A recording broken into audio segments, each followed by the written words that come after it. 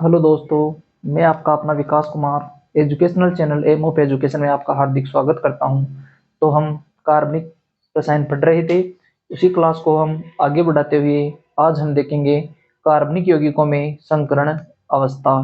कार्बनिक यौगिकों में संकरण अवस्था को बोलते हैं हाइब्रिडाइजेशन स्टेट। वो देखने का प्रयास करते हैं कि किस प्रकार से हम उन्हें उनकी हाइब्रिडाइजेशन स्टेट को बता सकते हैं। तो चलो देखना, हेडिंग लगा लो संकरण अवस्था।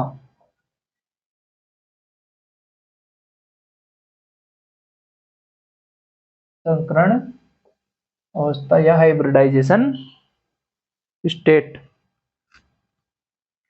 तो कार्बनिक यौगिकों में संकरण अवस्था देखने के लिए हमें दो चीजें देखनी होती है। तो वो क्या क्या है? एक तो हम देखते हैं number of sigma bond. Number of sigma bond, number of sigma bond देखते हैं एक तो, प्लस दूसरा क्या देखते हैं, लोन पेयर या negative negative charge. Negative charge देखते हैं, यानी सिग्मा बॉन्ड की संख्या और लोन पेयर या नेगेटिव चार्ज कितना है उस यौगिक पर वो देखने पे है, तब जाके हमें वो संकरण अवस्था का पता चलेगा। तो देखना, हम एक उदाहरण के द्वारा समझने का प्रयास करते हैं। तो चलो देखना, हमारे पास उदाहरण है,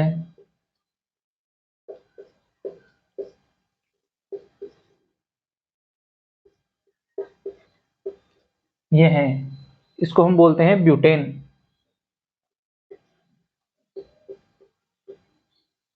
इसकी संकरण अवस्था देखने के लिए हमें सबसे पहले इसके अंदर सिग्मा बॉन्ड देखने हैं कि कितने सिग्मा बॉन्ड हैं। तो वो देखने के लिए हमें इसे सरल रूप में लिखना होगा। तो लिखो आप,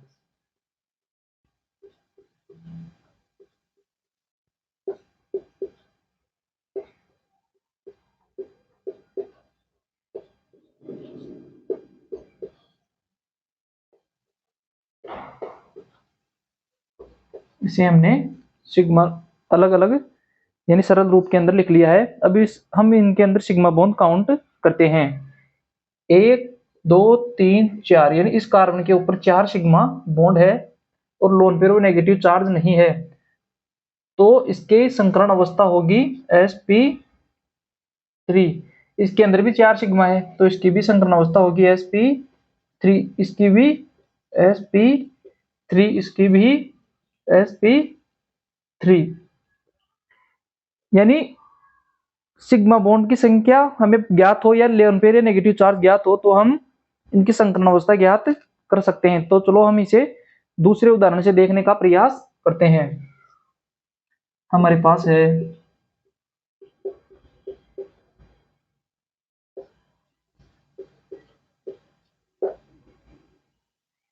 प्रोपीन। हमारे पास उदाहरण क्या है, प्रोपीन। प्रोपीन का उदाहरण है। तो इसे भी हम उसी प्रकार सरल रूप में लिखने का प्रयास करते हैं।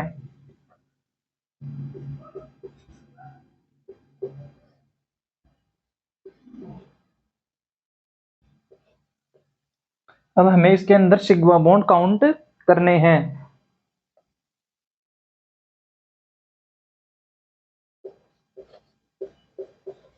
इसके अंदर कितने सिग्मा बॉन्ड है, एक तो ये रहा, एक ये रहा, एक ये रहा। ये नीचे वाला क्या है, पाई है। ये सिग्मा है, एक एक पाई बॉन्ड है। तो इसका संकरण अवस्था हो जाएगी sp2।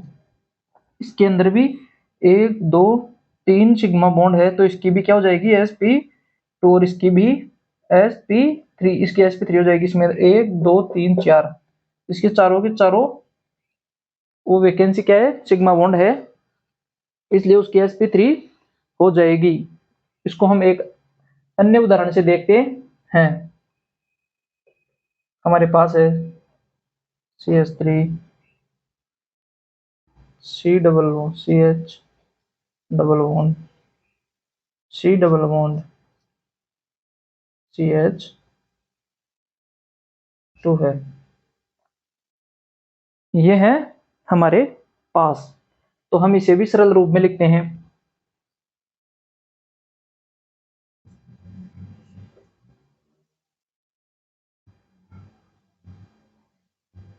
ये H है, ये H है यहाँ, इसके अंदर 3 H है, इसमें एक हाइड्रोजन है। तो हम इसे गिनने का प्रयास करते हैं कि कितने सिग्मा बॉन्ड है इसके अंदर। 1 2 3 4, तो इसकी क्या हो जाएगी sp3। इसके अंदर कितने हैं 1 2 3, इसकी क्या हो जाएगी sp2। इसके अंदर कितने सिग्मा बॉन्ड है 1 2, इसकी क्या हो जाएगी sp।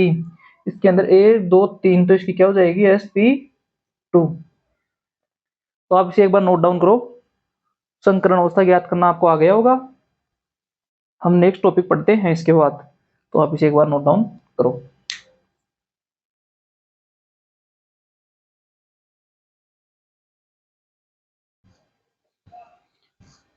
तो आपने नोट डाउन कर लिया होगा। अब हम देखेंगे नया टॉपिक है कार्बनिक यौगिकों में ज्यामिति। कार्बनिक यौगिकों की ज्यामिति। नेक्स्ट टॉपिक लिखना आप कार्बनिक यौगिकों की ज्यामिति।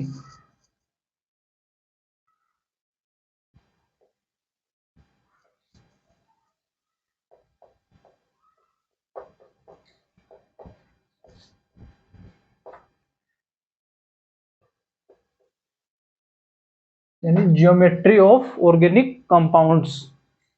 Geometry of organic compounds. तो देखना, यदि किसी कार्बन का sp3 संकरण अवस्था है तो उसकी ज्यामिति क्या होगी चतुष्फलकीय।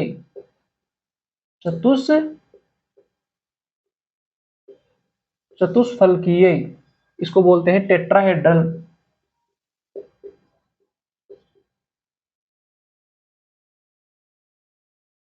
टेट्राहेड्रल, और इसको हम दर्शा सकते हैं इस प्रकार।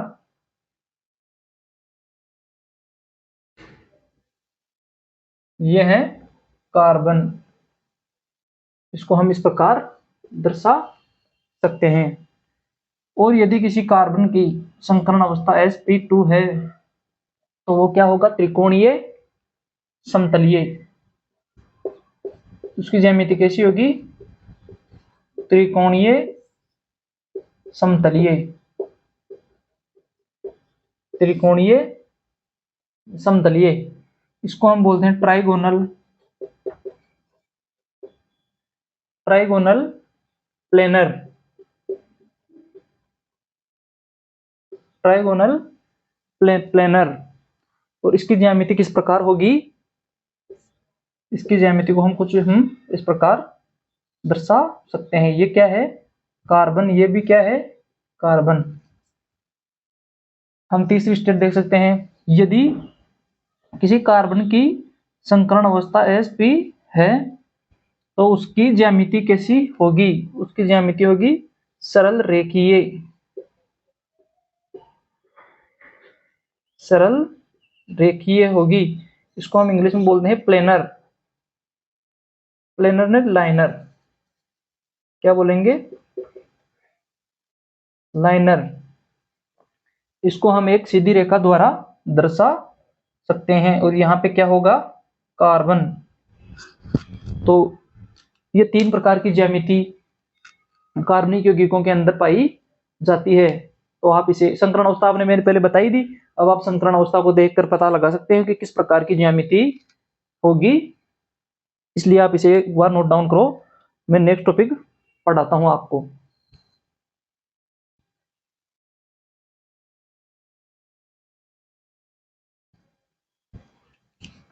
हाँ तो चलो दोस्तों, अब मैं आपको नेक्स्ट टॉपिक पढ़ाऊंगा कार्बनिक यौगिकों का बंध रेखा निरूपण। क्या है टॉपिक,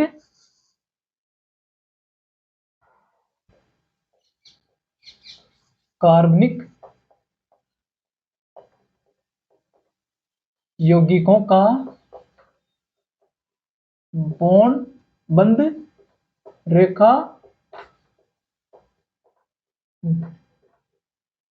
यानी bond formation in organic compounds. कार्बनिक यौगिकों में बंध रेखा निरूपण। हम देखते हैं कि कार्बनिक यौगिकों में हम बंध को किस प्रकार से दर्शाते हैं। तो चलो देखना, हमारे पास यौगिक है CH3 CH2 CH2 CH2 CH2 CH3। इसको हम इतना लिखने के बजाय एक बंध के द्वारा दर्शा सकते हैं, तो वो कैसे पॉसिबल है? सबसे पहले तो इसे हम सीधी रेखा के अंदर तो दर्शा नहीं सकते, इसको दर्शाने के लिए हमें जिग जैग लाइन यानी टेढ़ी मेढ़ी रेखा का प्रयोग करना पड़ेगा। टेढ़ी मेढ़ी रेखा से इसे दर्शाते हैं। तो चलो देखना इसके अंदर, पहले तो आप इसके अंदर कार्बन गिनो, कितने कार्बन है, 1 2 3 4 5 6। अब इसको यहां से बनाना स्टार्ट करो, 1 2 3 4 5, यानी कार्बन 6 आ गए ना इसके अंदर, 1 2 3 4 5 6। ये और ये यौगिक दोनों सेम ही है। इसको इस रूप में लिखना ही बंध रेखा निरूपण कहलाता है। तो ये है ना, यहाँ पे कार्बन है,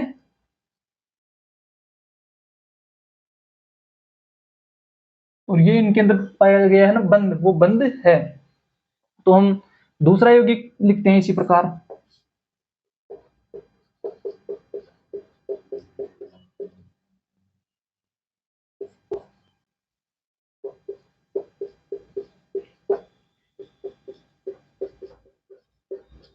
अब हम इसको बंध रेखा निरूपण से दर्शाने का प्रयास करेंगे। पहले तो आप इसके अंदर कार्बन गिनो, 1 2 3 4 5 6 7, 7 कार्बन है, 1 2 3 4 5 6, ये है टोटल 7 कार्बन आ गए इसके अंदर। देखना, 1 2 3 4 5 6 7, 7 कार्बन आ गए। अब हम देखेंगे कि ये डबल बॉन्ड कितने नंबर पे है, 1 2 3, यानी 1 2 3 यहाँ पे है ये डबल बॉन्ड। तो हम इसको भी ऐसे दर्शा देंगे। तो हम इसे इतना बड़ा लिखने के बजाय हम इसे ऐसे लिख सकते हैं। ठीक है। अब आप बोलोगे कि सर ये तो हाइड्रोजन और कार्बन के अंदर तो आपने लिख दिया। अब बोलोगे कि कोई अदर अन्य यौगिक आ जाए, जैसे ऑक्सीजन, नाइट्रोजन, फ्लोरीन, क्लोरीन आ जाए, तो हम उन्हें किस प्रकार से लिखेंगे? तो मैं बताना चाहूंगा कि उन्हें लिखने के लिए आपको इसके अंदर दर्शाना ही होगा कि जैसे मान लो यहाँ पे एक एच हटा के यहाँ पे क्लोरीन आ गया, तो आप बोलोगे किसे कैसे दर्शाएं? तो इसे दर्शाने के लिए आपको यहाँ पे बंद बना के क्लोरीन लिखना होगा।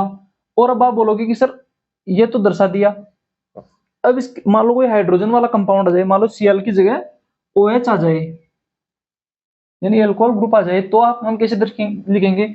तो हमें वो भी लिखना ही होगा। यानी हम बोल सकते हैं बंध रेखा निरूपण के अंदर कार्बन के साथ वाले हाइड्रोजन को तो हम लिखेंगे नहीं, बल्कि इसके अलावा जिसके भी साथ, जिस भी फंक्शनल ग्रुप के साथ हाइड्रोजन हो, उसे हम अलग से लिखेंगे उस फंक्शनल ग्रुप के साथ ही। ठीक है। अब आपको समझ में आ गया होगा कि बंध रेखा निरूपण हम किस प्रकार से कर सकते हैं। तो चलो आज के लिए इतना ही, बाकी हम नेक्स्ट क्लास में देखेंगे। धन्यवाद।